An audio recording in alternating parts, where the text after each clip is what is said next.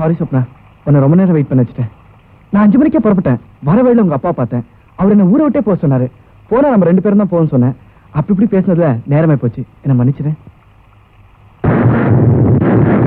சொப்னா, என்னைக்கு உன்னை மனசால நினைச்சனோ அன்னைக்கே வாழ்ந்தா உன்னோட வாழ்றது, இல்லனா உனக்காக சாகறதா முடிவு பண்ணிட்டேன். எனக்காக நீங்க என்ன வேணாலும் செய்வீங்களா? என்ன செய்யணும் சொல்லு சொப்னா.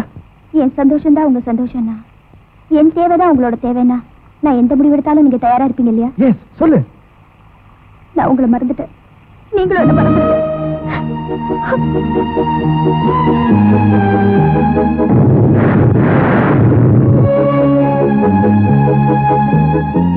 அந்த பயலை பிடிச்சி 6 மாசம் உள்ள தள்ளிட்டு அதுக்குள்ளார என் பொண்ணுக்கு கல்யாணம் பண்ணலான்னு இருக்கிறேன். என்னடா சொல்ற? தப்பா சரியான தயவு செய்து கேட்காதே. இதை தவிர எனக்கு வேற வழி தோணல. சொப்னா, சுந்தர் செத்து போயிட்டாமா?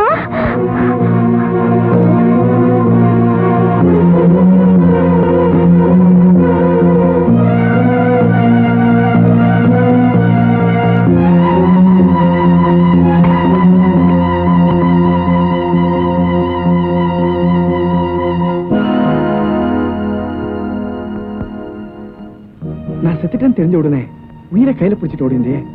இதுக்கு பேர் தாம காதல். என்னமோ சொன்னியே, நான் உங்களை மறந்துட்டேன், நீங்க என்ன மறந்துங்கன்னு சொன்னியே. சொல்லு சொப்னா, நீ என்ன மறந்துட்டியா? சொல்லு சொப்னா, நீ என்ன மறந்துட்டியா? சொல்லு சொல்லு.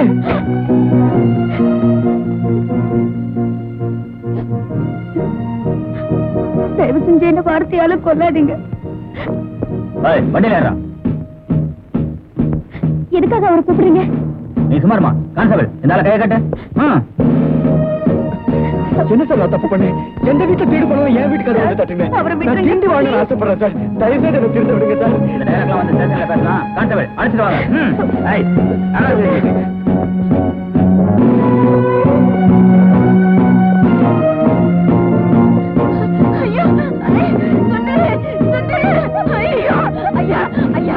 என் பிள்ளைய விட்டுடுங்கய்யா. ஐயா, என் பிள்ளைய விட்டுடுங்கய்யா. ஐயா, என் பிள்ளைய விட்டுடுங்கய்யா. சுந்தரே, ஐயோ ஐயோ ஐயோ சுந்தரே, நான் என்ன பண்ணுவேன்? ஐயோ, என் பிள்ளைய கூட்டிட்டு போறாங்களே. ஐயோ, என் பிள்ளைய கூட்டிட்டு போறாங்களே. ஐயோ ஐயோ, நான் என்ன பண்ணுவேன்?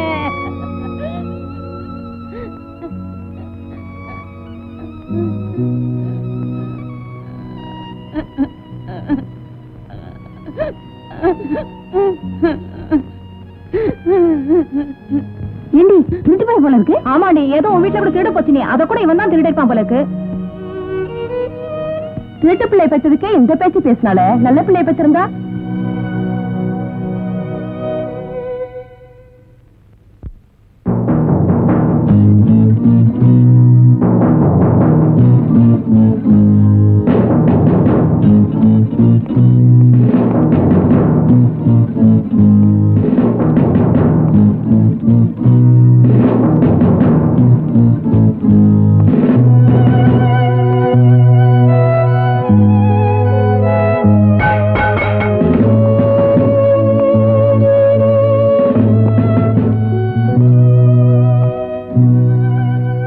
சாப்பாட்டை கீழே கொட்டின. சாப்பாட்டுல உப்பு இல்ல. ரொம்ப ரோஷக்காரனும். அதனாலதான் ஒருத்தனை கையை வெட்டிட்டு ஜெயிலுக்கு வந்தேன்.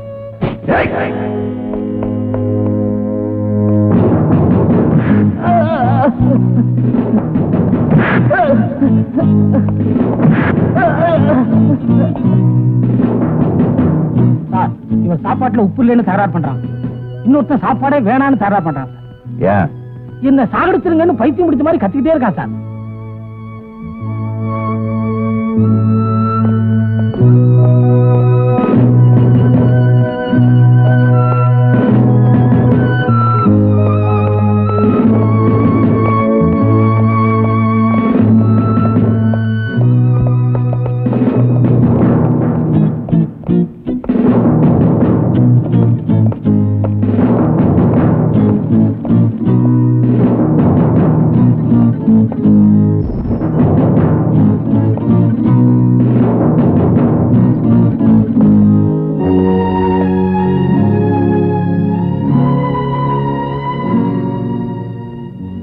காதலியே, நீ செடியிலிருந்து ரோஜாவை பறித்தாய், பூவை உன் தலையிலும் முல்லை என் இதயத்திலும் அல்லவா செருகிவிட்டாய். காதல் ஒரு போராட்டம், ஆரம்பிப்பது சுலபம், நிறுத்துவது கடினம். இருவரும் சேர்ந்து இஷ்டப்பட்டு கஷ்டப்படுவதற்கு பெயர்தான் காதல்.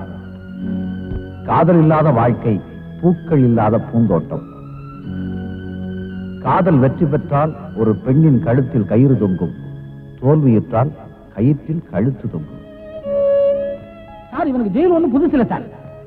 இதுக்கு முன்னாடி 2-3 தடவை திருட்டு கேஸ்ல இங்க வந்திருக்கா சார். அப்பெல்லாம் இவன் அடிக்கிற லூட்டியும் கலாட்டாவும் மற்ற கைதிகளுக்கு தமாசாவும் பொழுதுபோக்கா இருந்தது சார். ஆனா இப்போ நேருக்கு மாறா இருக்கா சார்.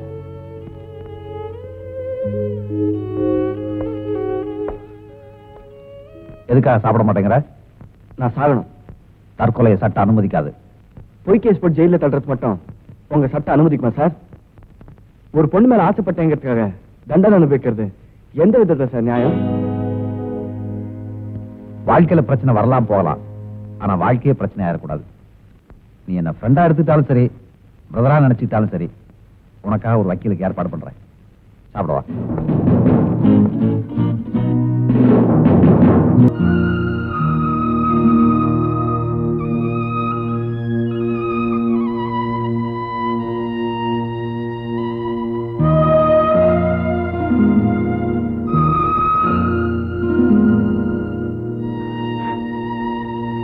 எப்படி இருக்கீங்க? ஏமா ஜெயில நினைச்சா என்ன நினைச்ச? விட்டா ஊட்டி விட்டுருவோம் போல இருக்க. போமா குமார். சார்,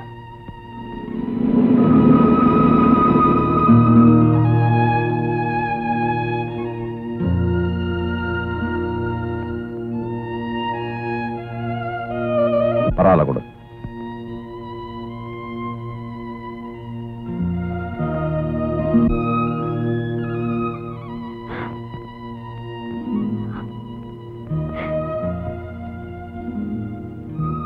நீங்க என் பேரை கையில எழுதிருந்தீங்க, அதான் அழிச்சிட்டீங்க. உங்க பேரை நான் மனசுல எழுதிருக்கேன், என்னால அழிக்க முடியாதுங்க. சொப்னா, என் தேவைதான் உன் தேவைன்னா, என் சந்தோஷம் தான் உன் சந்தோஷம்னா, நான் உன்னை மறந்துட்டேன், நீயும் என்ன மறந்துடு. நீங்க எத்தனை வருஷம் கழிச்சு ஜெயில இருந்து வந்தாலும் இந்த சொப்னா உங்க சொப்னா தான்.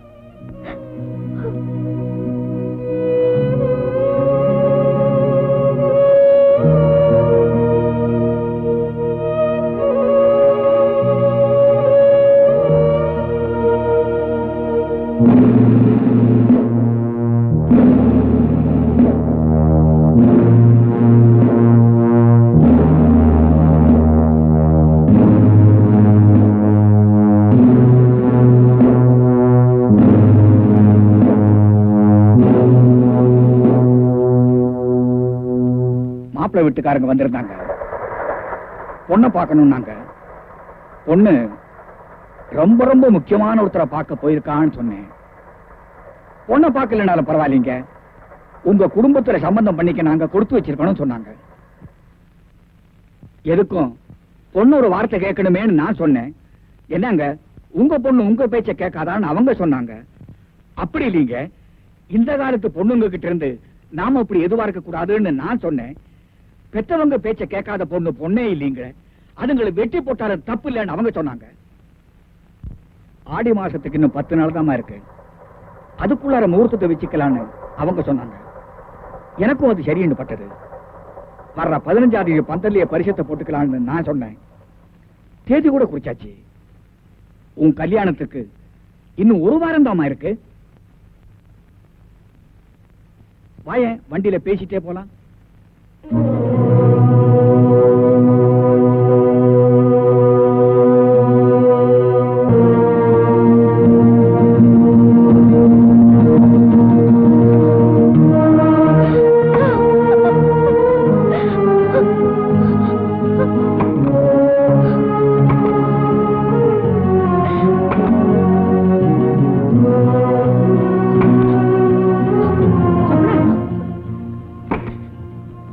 சொப்னா, சொப்னா, கதவை திறடி. சொப்னா, இப்ப கதவை திறக்க போறியா இல்லையா?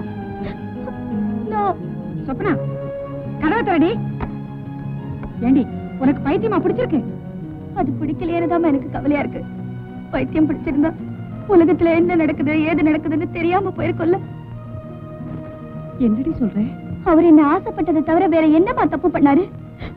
அதுக்காகத்தானே அவரை ஜெயில தள்ளிங்க. என்ன ஆசைப்பட்ட ஒரே தப்புக்காக அவர் ஜெயில இருக்கும் போது அவர் ஆசைப்பட்ட நானும் ஜெயில இருக்கிறது தான் நியாயம். என்னைக்கு அவர் ஜெயில இருந்து வெளியில வராரோ அன்னைக்குதான் நான் இந்த ஜெயில விட்டு வெளியே வருவேன். அது வரைக்கும் என்ன யாரும் தொந்தரவு பண்ணாதீங்க ப்ளீஸ்.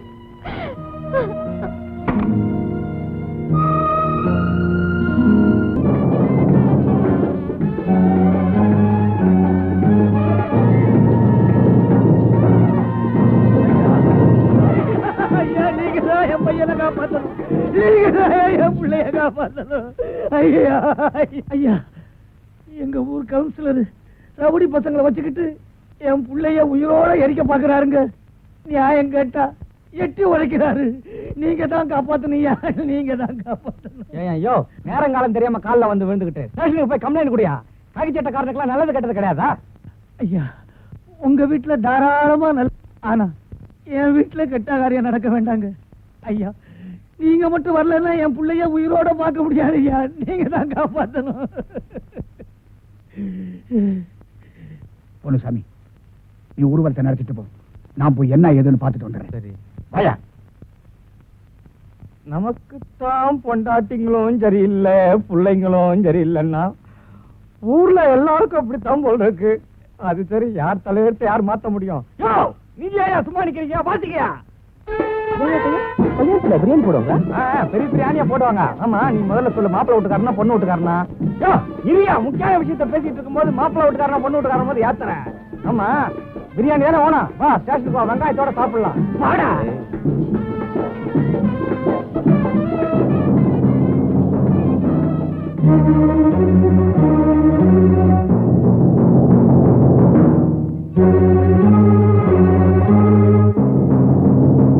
இன்னும் பாத்துட்டு இருக்கீங்க? கொளுத்துக்கையா.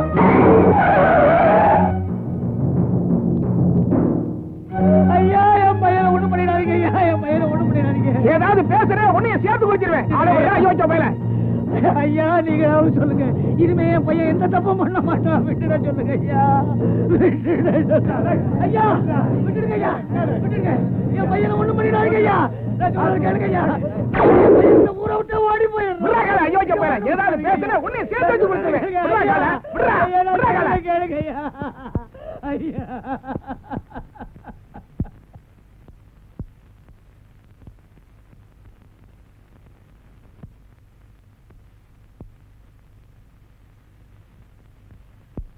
ஒருத்தனை உயிரோட கொடுத்துறத ஜனங்க வேணா வேடிக்கை பார்க்கலாம், ஆனா போலீஸ்காரங்க வேடிக்கை பார்க்க முடியாது.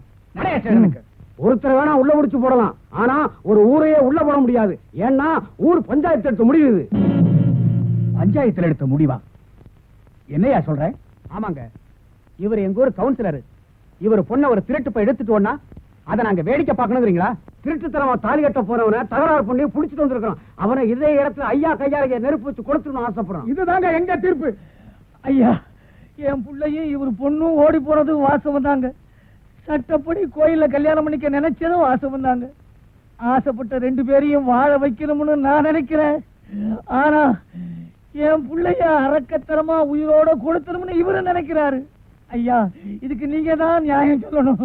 அவங்கள நீங்க தான் வாழ வைக்கணும். அவங்கள நீங்க தான் வாழ வைக்கணும். அவங்க ரெண்டு பேரும் மேஜரா? ஆமாங்க. ரெண்டு பேரும் கல்யாணம் பண்ணிட்டாங்களா? இல்லைங்க, சேர்த்து வைக்கலன்னா செத்து போயிடுவேன்னு அழுதாங்க. ஊருக்கு பயந்து யாருக்கும் தெரியாம நான் தான் கோயில்ல கல்யாணம் பண்ணி வைக்க நினைச்சேன். மேஜரானவங்க கல்யாணத்தை யாரும் தடுக்க முடியாது. அவனை வெளியே வர சொல்லுங்க. எவன் என்ன பண்ணிடுவான்னு பாத்துறேன். பண்ணாட்டுவான். கதவை திறந்து பையனை வெளியே கொண்ட.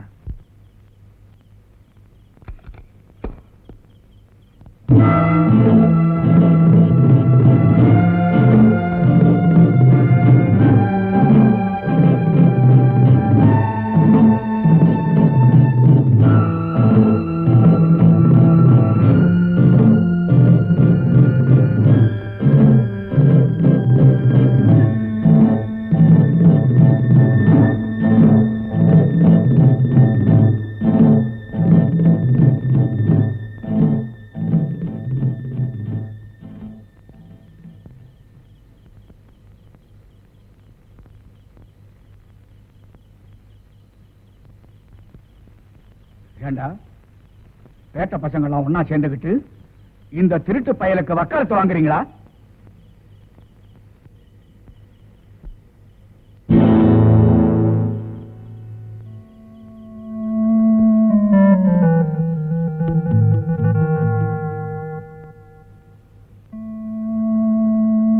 என்ன சார் பாக்குறீங்க? உங்க பிடிவாத குணத்தை மாத்தணுன்றதுக்காகத்தான் நாங்க எல்லாரும் சேர்ந்து இப்படி ஒரு நாடகத்தை நடத்தினோம்.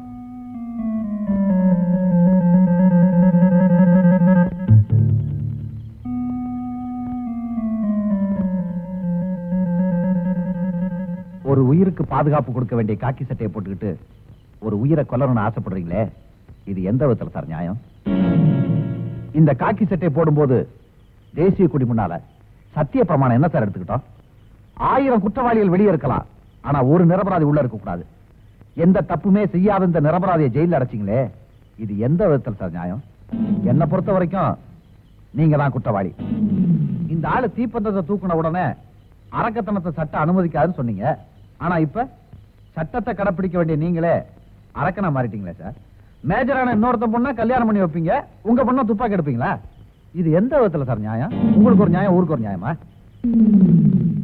இந்த பொண்ணு இவனோட மனசுக்குள்ள வாழ்ந்துகிட்டு இருக்கா, இன்னொருத்த பொண்டாட்டி என் தலையில கட்டணும்னு ஆசைப்படுறீங்களே, இது எந்த விதத்துல சார் நியாயம்?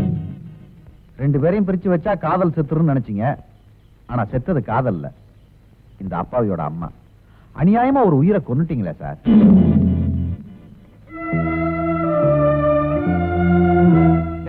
லவ் இஸ் காட்னு சொல்லுவாங்க. காதலிச்ச 2 பேரை சேர்த்து வைக்கிறது நம்ம கடவுளுக்கு செய்யற தொண்டுடா. நாங்க ஏதாவது தப்பு செஞ்சோம்னா செஞ்ச தப்ப நெத்தில எழுதி போலீஸ் ஸ்டேஷன்ல நிக்க வச்சிருங்க. ஆனா நீங்க மட்டும் நீங்களே இப்படி தப்பு பண்ணா அப்புறம் ஊர்ல யார் வேணாலும் எந்த தப்பு வேணாலும் இவன் ஒரு குற்றவாளிங்கிறதுனால தானே உங்க மருமகனை ஏத்துக்க மாட்டேன்றீங்க. இப்ப நீங்களே ஒரு குற்றவாளியா தானே நிக்கிறீங்க. குற்றத்தை குற்றவாளியை வெறுக்காதன்னு சட்டமே சொல்லி இருக்கு.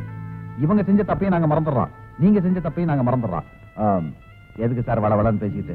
இப்ப இவங்களை வீட்டுக்கு கூட்டி போறீங்களா, நாங்க கூட்டி போட்டுப்பா?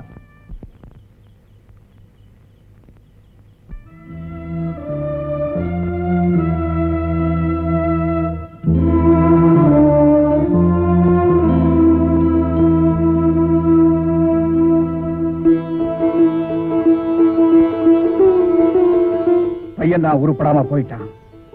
பொண்ணாவது பெரிய இடத்துல வாழ்க்கை பண்ணணும்னு ஆசைப்பட்டேன். அந்த ஆசை பேராசைங்கிறது இப்ப நாச்சுக்கிட்டேன்.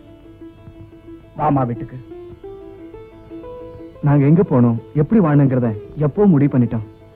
முடிஞ்ச ஆசீர்வாதம் பண்ணுங்க. இதுவும் ஊரறிஞ்சு நடந்த கல்யாணம் தான்டா, ஆசீர்வாதம் பண்ணுடா. என்ன மன்னிச்சிடுங்க மாப்பிள்ளை.